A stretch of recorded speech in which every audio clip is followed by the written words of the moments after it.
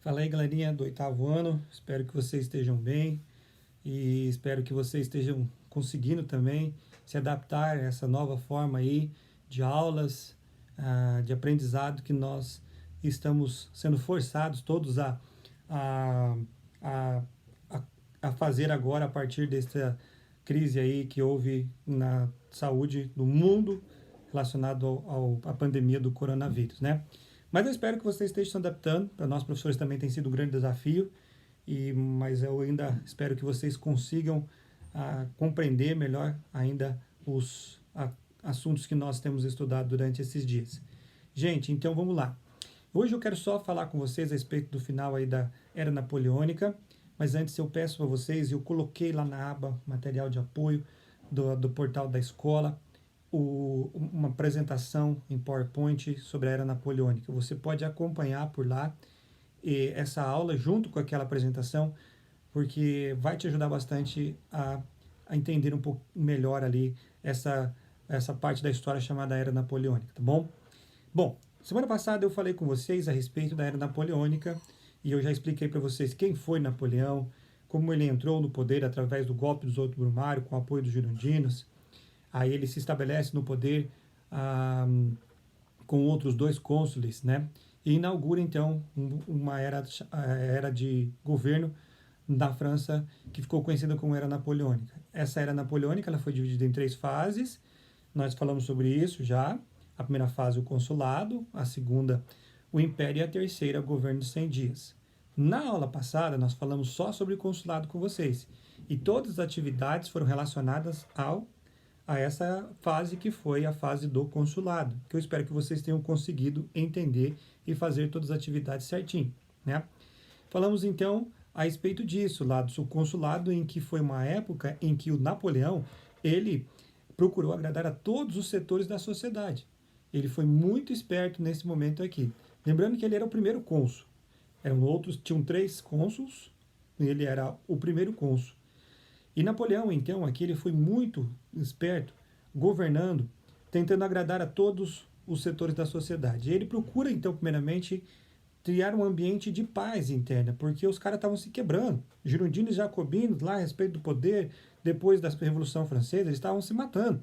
Mas agora Napoleão vai lá e vai tentar apaziguar as questões internas do país, agradando a todos os setores da sociedade. E ele realmente implementa reformas que vão ajudar a todos esses setores. Eles vão ajudar tanto o clero, como a nobreza, como também ao terceiro estado, que era composto de burgueses e camponeses. Ele vai procurar ajudar a todos os setores. Por exemplo, a igreja, ele assina concordato em 1801, aonde vai trazer a ideia de que a Igreja Católica vai ser reconhecida como a igreja da maior parte dos franceses, mas ao mesmo tempo ele não impede as outras igrejas de funcionarem. Ele dá liberdade religiosa a todos, agradando a igreja assim. Dá o controle da educação para a igreja também, e assim vai cada vez mais agradando a igreja. Do outro lado, ele agrada dos nobres quando ele fornece dá para eles a alternativa deles voltarem agora para a França. Muitos deles tinham fugido durante a Revolução Francesa, porque senão eles iam morrer na guilhotina. E eles fogem. Napoleão chama de volta e fala: vocês vão ter todos os seus crimes perdoados, né, ele dá anistia para eles, e vocês podem retornar, só não podem ter de volta as suas terras. Nós vamos fazer uma distribuição das terras aqui melhor. E muitos nobres vão aceitar. E isso vai trazer ao agrado também aos nobres essa forma de atuar. E, por outro lado, vai também ajudar os camponeses e burgueses, especialmente os burgueses, quando ele cria o Banco da França, uma nova moeda para a França, que é o franco, eliminando as perdas aí com isso, de investimentos, investe na parte agrícola e também industrial, fornece investimentos nessas áreas, fazendo com que a França se recupere um pouco mais economicamente e alegrando certamente os burgueses neste momento. E para ele foi o maior ato da sua vida, foi o Código Civil Napoleônico, em 1804 ele faz, no qual reflete o interesse dos burgueses e traz ali realmente ideias muito liberais, aonde há uma ênfase na liberdade, na propriedade privada, na vida, nos valores individuais. né? Então isso traz maior atração ainda justamente aos burgueses e reflete também nos camponeses em vários aspectos. É assim que Napoleão sai extremamente fortalecido do consulado. Tanto que daí chega o fim do consulado. Naquele mesmo ano de 1804, ele vai fazer 2 plebiscitos. O que é um plebiscito? É uma consulta pública. Ele pergunta para o pessoal, pessoal, vocês querem que eu faça tal coisa? Se vocês digam sim ou não, só para isso. Né? Por exemplo, o último plebiscito no Brasil foi para decidir se o Brasil permanecia como república ou se estabelecesse a monarquia no Brasil, ou se, né, a decisão foi a república. E também foi o outro, no mesmo plebiscito se decidia sobre a permanência do presidencialismo ou a adoção do parlamentarismo no Brasil. O que foi decidido foi que o Brasil permaneceria uma república presidencialista. Mais de 80 e poucos por cento aí dos votos. Foi então uma consulta pública. E isso que Napoleão fez. Ele consultou a galera e falou: aí pessoal, o que vocês acham? O negócio é o seguinte, eu estou pensando em transformar o meu cargo de cônsul em vitalício, ou seja, até o final da minha vida. O que vocês acham? Como ele tinha agradado toda a boa parte da galera, a galera falou: oh, não, pode ficar aí, Napoleão, fica tranquilo. Vai até o final da sua vida aí que a coisa está indo bem. Então Napoleão agora se transformou no cargo dele de cônsul vitalício. No mesmo ano ainda ele vai lá e pergunta para a galera: já que eu sou cônsul vitalício, então nada mais, nada menos, né? Posso também então se transformar em imperador. E era esse o grande desejo dele. E a população realmente sentindo que ele tinha feito um bom governo, fala: não, Napoleão pode fazer. E é o que ele vai fazer. Ele vai se transformar em imperador da França em 1805. Agora, como imperador, ele tem, né, a oportunidade de governar do jeito que ele queria. O ato da coroação dele é muito interessante. Nós temos um quadro enorme que ele manda fazer, que retrata a sua coroação. Esse quadro tem 9 metros de comprimento, gente, por 3 e pouco de altura. E esse quadro ele está exposto lá no Museu do Louvre, até hoje. E esse quadro retrata a coroação do Napoleão. E no quadro mostra lá mais ou menos o que aconteceu. Como ele tinha o apoio da igreja, ele chama o Papa para coroá-lo. Mas na hora da coroação, o Papa vem para coroá-lo, ele pega a coroa da mão do Papa, coroa a si mesmo e depois coroa a sua esposa. Mostrando um dos aspectos mais fortes de Napoleão, que foi a sua personalidade. Ele era uma pessoa bastante orgulhosa de si, dos atos que ele conseguia fazer. Humildade era algo que não tinha em Napoleão. Ele era extremamente orgulhoso mesmo.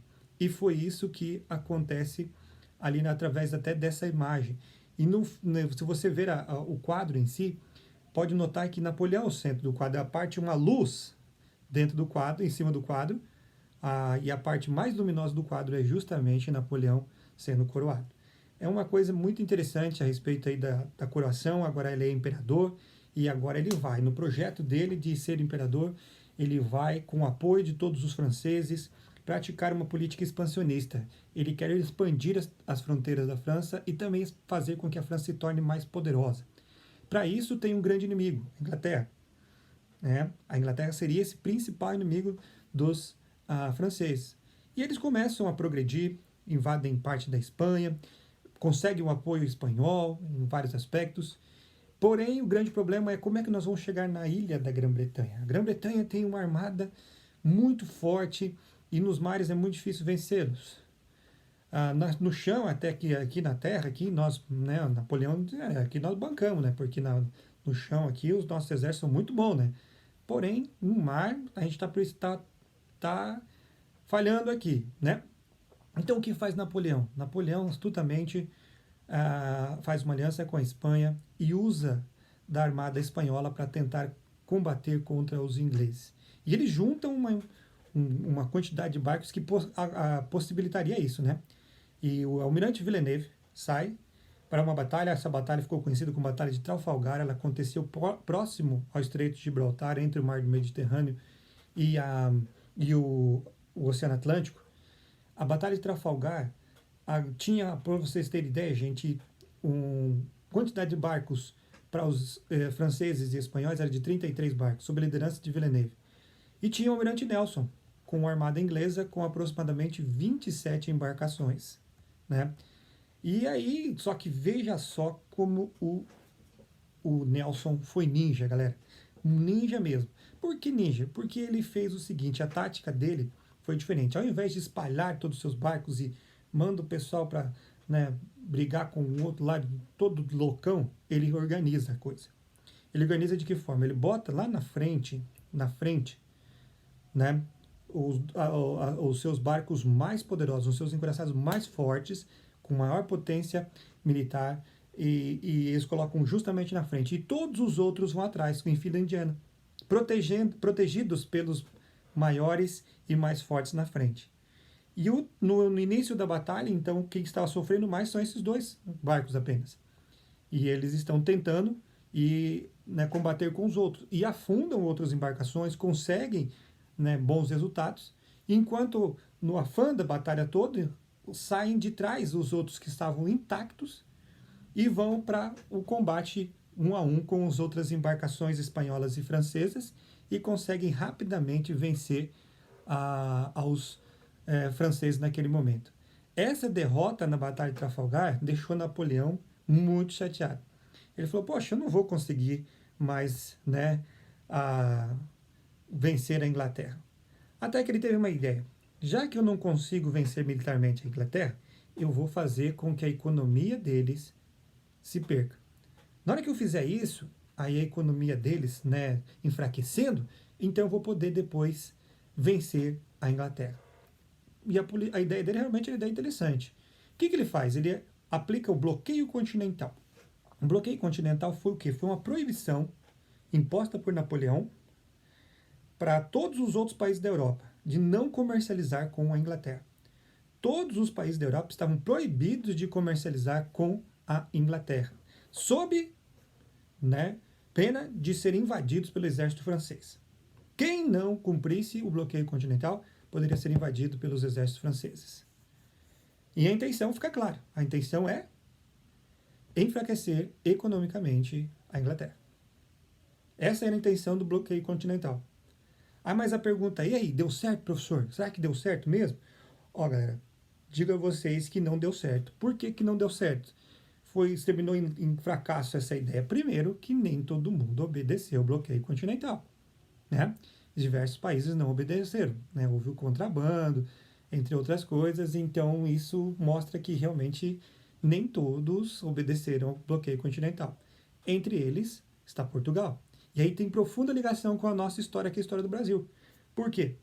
Portugal não obedecendo o bloqueio continental, e até Portugal fez um lancinho lá com Napoleão interessante. Ele ficou adiando, não, Napoleão, já vamos dar a resposta aí se a gente vai aderir ou não, né? Enquanto isso, eles combinam com a Inglaterra, fazem uma aliança com a Inglaterra, e a Inglaterra vai proteger toda a corte portuguesa a fugir, numa fuga praticamente cinematográfica. Eles fogem para o Brasil. A corte portuguesa vai fugir para lá, protegida pelos ingleses. Em troca, os ingleses falam o seguinte, então vocês vão agora abrir os portos brasileiros à comercialização conosco também, com os ingleses. Com isso, né, dá o primeiro passo, na verdade, no processo que nós chamamos de independência do nosso país.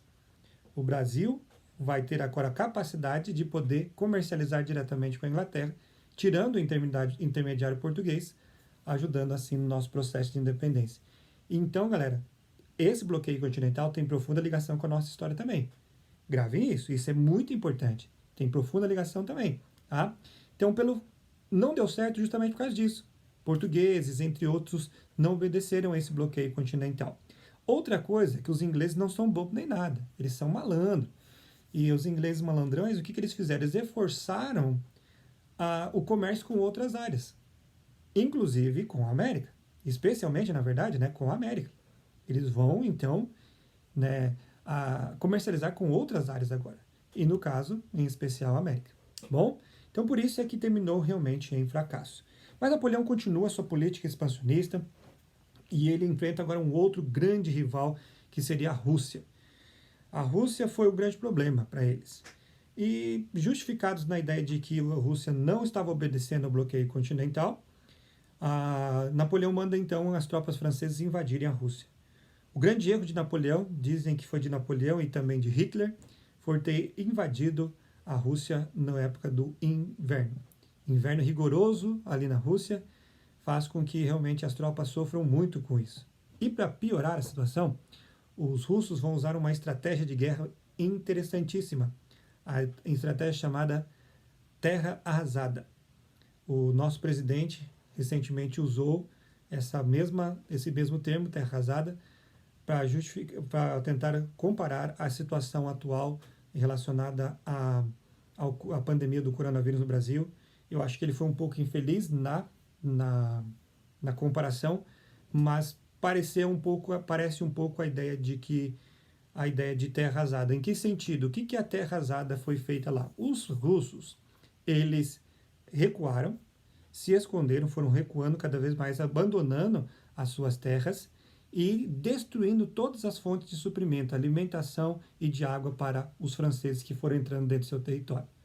Enquanto isso, o inverno vai piorando. E aqueles franceses que vão entrando no território, agora sem comida, no inverno rigoroso, eles vão cada vez mais enfraquecendo-se. Ao ponto de que, quando chegam para a batalha definitiva contra os russos, que agora estavam aliados com ingleses, austríacos e também prussos, o que acontece? Eles perdem facilmente.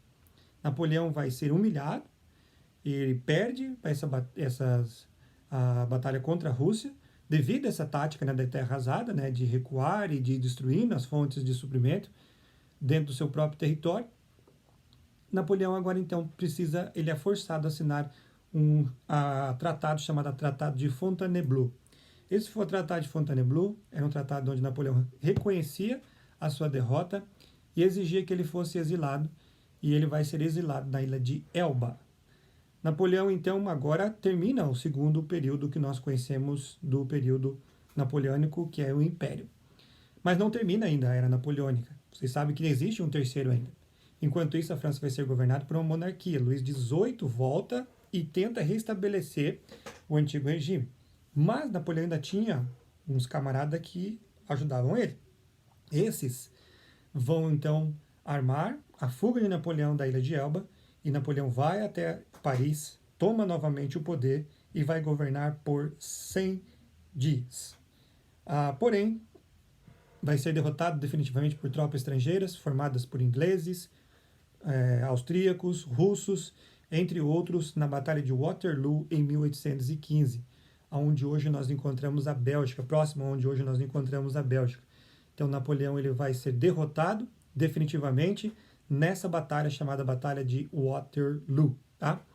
Então, derrotado agora, Napoleão vai ser exilado novamente, só que não na ilha de Elba, agora na ilha de Santa Helena, onde ele vai morrer devido a problemas, alguns acreditam que problemas estomacais. Bom, a França volta a ser uma monarquia sob a liderança de Luís XVIII, e as dificuldades ainda eram grandes na França porque as reformas produzidas pela Revolução Francesa, elas dão uma freada, e então precisam novamente voltar essas reformas produzidas lá. Gente, então, para finalizar aqui nossa era napoleônica, para pedir que novos Napoleões aparecessem, duas coisas importantes foram feitas por todos os países da Europa: o Congresso de Viena e a Santa Aliança. O Congresso de Viena foi um congresso formado para tentar estabelecer o controle da Europa, né? Daí formado por diversos países, como Inglaterra, Rússia, Prússia, Áustria, entre outros, a própria França também. E a ideia era, o que eles pretendiam fazer com isso? Reestabelecer a ordem, né? E criar um ambiente mais tranquilo para o crescimento dessas nações europeias. Eles baseiam isso em duas propostas: a proposta de legitimidade e equilíbrio das forças, ou equilíbrio europeu. Na legitimidade, vai ter o quê? Era a tentativa de restabelecer o antigo regime em diversos desses países, inclusive na própria França, né? E o equilíbrio europeu seria o quê? Como Napoleão conquistou diversas regiões, invadiu de outras regiões, colocou seus próprios governantes ali, o mapa da Europa foi mudado. Agora eles queriam reequilibrar novamente as forças, por isso chamam de equilíbrio das forças ou equilíbrio europeu, né? Então essas eram as duas propostas do Congresso de Viena. Mais uma ligação com o Brasil aqui é que o Portugal queria participar do Congresso de Viena, mas ele não podia porque os europeus não aceitavam que o Portugal participasse, porque a sede do governo não estava mais em Portugal, e sim lá no Brasil. Ele não reconhecia o Brasil porque o Brasil era colônia naquela época. Olha a estratégia utilizada por Dom João para poder participar do Congresso de Viena. Então, o que ele faz? Ele eleva o Brasil a Reino Unido de Portugal e Algarves, podendo assim participar do Congresso de Viena. Bom, e a Santa Aliança foi um exército formado por esses mesmos países para que impedisse que novos líderes como Napoleão surgissem dentro do mundo, né? A Santa Aliança não deu certo por causa de divergências internas e a aliança vai se desfazer rapidamente. Existem várias curiosidades a respeito de Napoleão, umas a respeito da altura dele, eu já falei isso com vocês. Alguns falam que ele era baixinho, mas a ideia de que ele era baixinho está cada vez mais sendo deixada de lado. O que ele era menor que a altura dos soldados, da média dos soldados franceses. Mas ele tinha aproximadamente 1,70 m, ao que tudo indica, então ele não era tão baixinho assim, né? Outra coisa interessante a respeito dele é que ele sempre gostava de se retratar nas obras. Então era muito visto em várias obras dele. E uma das obras que ele mandou construir foi o Arco do Triunfo, que é muito conhecido lá em Paris, que é uma construção bem interessante nesse Arco do Triunfo, onde mostra as grandes vitórias napoleônicas ali, tá bom? Dizem que Napoleão era extremamente racista também. Uma das questões mais ou menos que também deixou muita gente chateada foi o fato dele se coroar a si mesmo. Os religiosos não gostaram muito da ideia dele. Uma das pessoas que mais se chocaram com isso foi o próprio Beethoven, na época, né? Não aceitar o fato de Napoleão ter feito isso. Certo, galera? Mas são só curiosidades, eu espero que vocês tenham conseguido entender a Era Napoleônica. E qualquer coisa a gente está por aí e vocês podem tirar suas dúvidas comigo, tá bom? Grande abraço para todos, Deus abençoe.